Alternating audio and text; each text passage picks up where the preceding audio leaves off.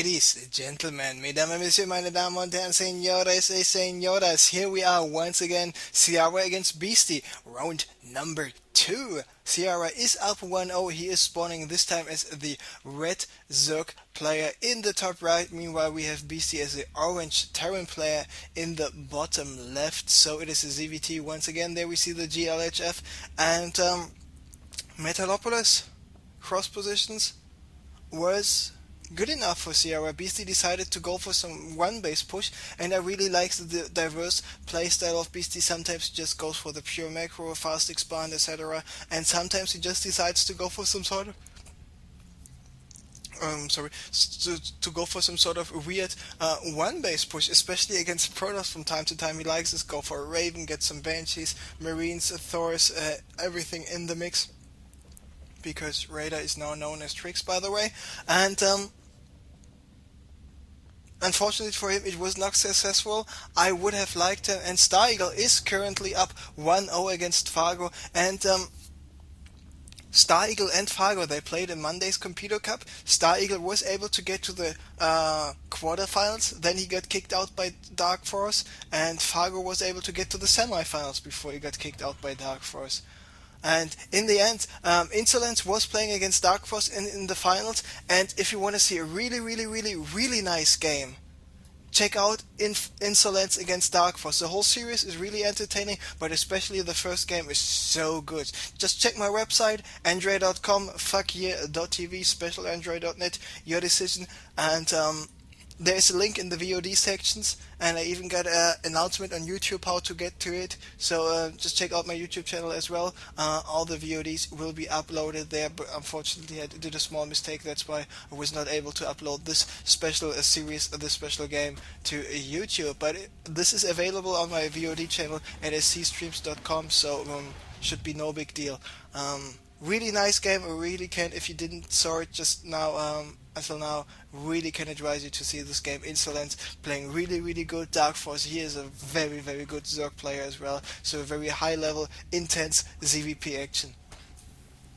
So Ciara had enough with harassing Supply Depot, building SCVs, so he decided to go for the gas steal once again, and now I'm really curious if a Beastie this time goes for this Hellion Marauder push. Of course, if you go for it at a certain timing before your opponent can have out enough mutas or any mutas at all, it is very powerful, so I'm really curious where this is going.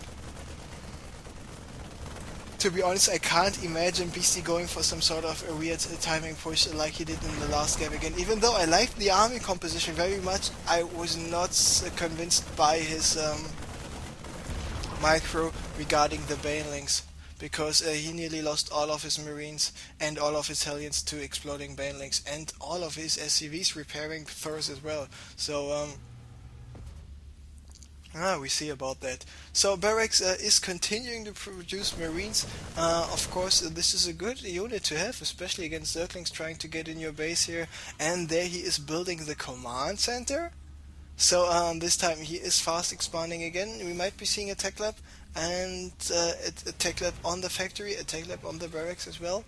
Because the good thing about this Blue Flame Hellion Marauder push is you not only research the Blue Flame, you also research the stim, so if possible a muta counterattack comes on in the later stages of the game, you already have the stim finished, you just need to get out a bunch of Marines to be able to be safe against some mutas. So Zergling, scouting Zergling here coming in by Ciara, those Marines were missing it by just 1 or 2 seconds.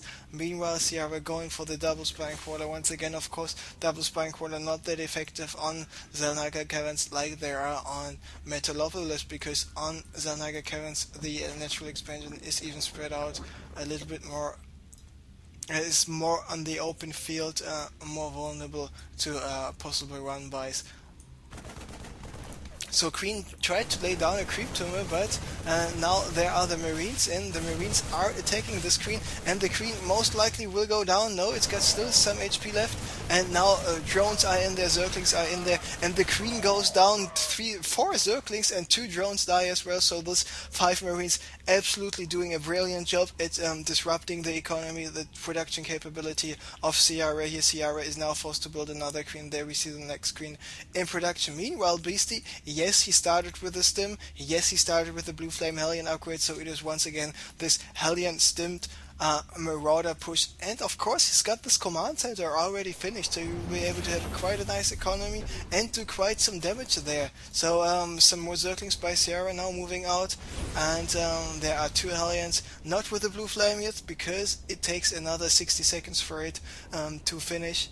So I'm really curious if Beasty waits for the Blue Flame to finish, or if he's only waiting for the stim to finish to do some damage. Of course, having the Blue Flame is a little bit better because you are able to just do insane amounts of damage to those Zerglings. I mean, having nearly double the damage. And I mean, the damage is nearly the double already versus light units. So the current Hellion does do 14 damage versus light unit. With the Infernal Pre-Igniter, with the Blue Flame, it does 24 damage against light units. So we see the Blue Flame Hellion just finished, and now it is 25 against light. So this is quite a lot. We have the Hellions moving out. He's got 5 Hellions in total right now, and those 5 Hellions trying to do some damage. Spine Crawler rearranged here by Ciara. He's got 2 Spine Crawlers, a couple of Zerglings, and 2 queens there, and the Hellions are now in the back trying to do some damage. Meanwhile, the Marauders are at the front trying to do even more damage, and nice Blue Flame Hellion attack here, taking out all the Zerglings. This one queen is under attack. Of course, Beasty needs to watch out that he is out of range of the Spine Crawlers. So more Zerglings coming in, and once again, nice surround here by Ciara. He gets all the Hellions. The Hellions could have been controlled a little bit better, so this attack did some damage, even though I think I personally and Beasty would have expected slightly a little bit more damage. But anyway, it is time for us to take a look at the units lost. There we see Ciara being slightly behind, but in general those guys are even. Harvester count is now still in favor for Ciara, but not that much anymore. 34 drones against 34 SCVs against 38 drones. The difference is not that big, especially considering that Beasty has some mules left over. So 2 barracks, oh no, just a barracks and a factory coming up. He just finished with an armory as well somewhere. Here it is, the armory, and of course the armory is a good building to have, especially against possible run buys. There we see the engineering bay. He's getting the +1. Having a missile turret here to protect the engineering bay is really good as well, because this is always a nice spot for mutalists to pick up buildings, for example a double pylon by the Protoss, or a double supply depot, or an engineering bay by the Terran player. So Beasty having siege tanks behind the mineral line, in the mineral line, behind the next to the bunker. He's finished with the armory, so he's not only got the capability of upgrading more than the +1 for the siege tanks and the mech units in general, he's also able to produce some Thors. So meanwhile, Ciara is attacking the destructible rocks at the gold. The destructible rocks at the gold for Beasty still there. Ciara is going for the expand here at the low ground. What is Beasty doing? He is just getting more stuff. He just started with a starport, building more SCVs, building 5 Marines at once. On the other hand, Ciara as Spire is finished. We got C7 mutas currently in production. It's got 7 mutas already on the field, so let's follow those mutas a little bit, see how much damage they will be able to do. And he's got the +1 en route, getting more extractors, already getting the extractor here at the low ground expansion, but there are the mutas. And looks like they want to go in right now. Let's take a look how much damage will they be able to do. But yeah, missile turrets already waiting. They were just killing this SCV building this missile turret, but the missile turrets were already so much that the one kill is already a mutalist. So sacrificing 1 SCV to kill a mutalist, not a bad trade for a Terran player. So creep spread is continuing a little bit more, but not in all directions, only in one direction with this 1 creep tumor. And by the way, if you want to see how creep spreading is really, really, really good done, check this game out, Insolence against Dark Force Game 1. It is so awesome in so many ways, and I was even impressed by this creep spread like I am normally impressed by the creep spread of Liquid Red. And okay, of course, Red is the godfather of the creep spreading, and Dark Force absolutely on the same level in that regard, even might be a little bit better there. Did a really, really well job there. So SCV producing a missile turret got killed, missile turret got cancelled, and we see 7 more mutas in production by Ciara. So he's got 9 mutas right now, and because of the fact that he tried to do some attacking there, he lost already some. Beasty, on the other hand, he's got a Thor out, but he's not getting any upgrades. He's on 1 base, 2 base, 3 base. One of those bases is a gold expansion, but this armory is not doing anything. He should really get the +2 attack for the siege tanks and the Thors, which would be so crucial for his survival.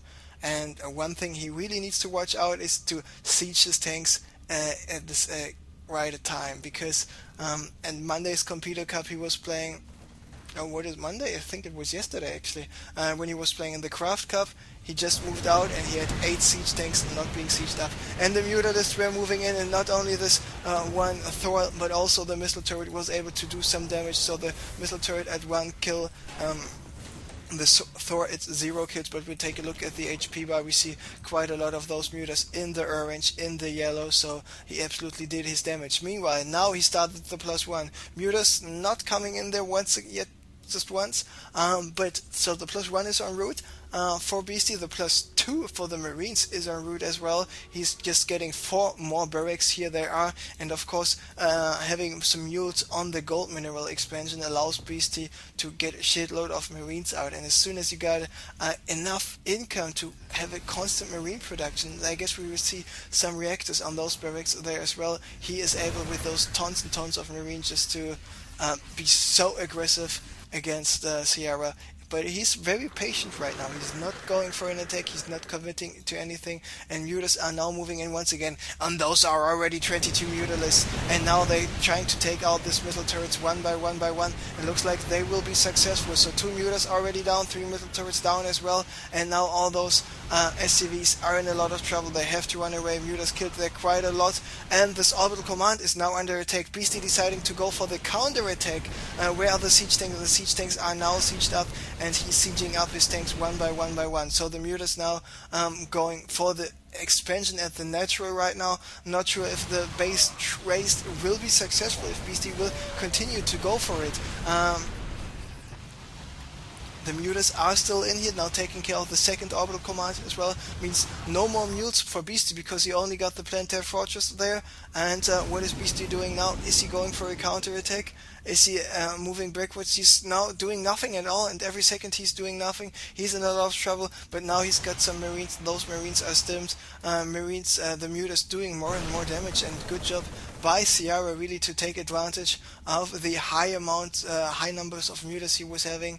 And he did quite some damage there. Thors want to intercept the mutas, and they did a brilliant job there. And those mutas are all clumped up, and the Thors kill so many mutas. So all 3 Thors are still alive, and Ciara with the decision to magic box. I'm not really sure if it was worth it after all. He is down to 7 mutas, and he did so much damage there. Now the mutas trying to get rid of the siege tanks. There are the Marines getting healed by the medivacs, and let's just take a look at the units lost, and there we see Beasty is actually behind in terms of units lost, because he killed nearly all the mutas. Zerglings and Banelings now rolling in. Beasty got quite a lot of Marines there, he's got quite a lot of siege tanks still left. Mutas are in the mix as well. All the Banelings are dead, but still so many Marines, so I'm not sure if the attack by Ciara was worth it in the end. What does Beasty need to do now? He needs to get more command centers up, because here are quite some minerals left. Here are quite some minerals, not so many, but still enough that it's worth it, a command center. There are more Zerglings, there are more Banelings, and in the end, this attack by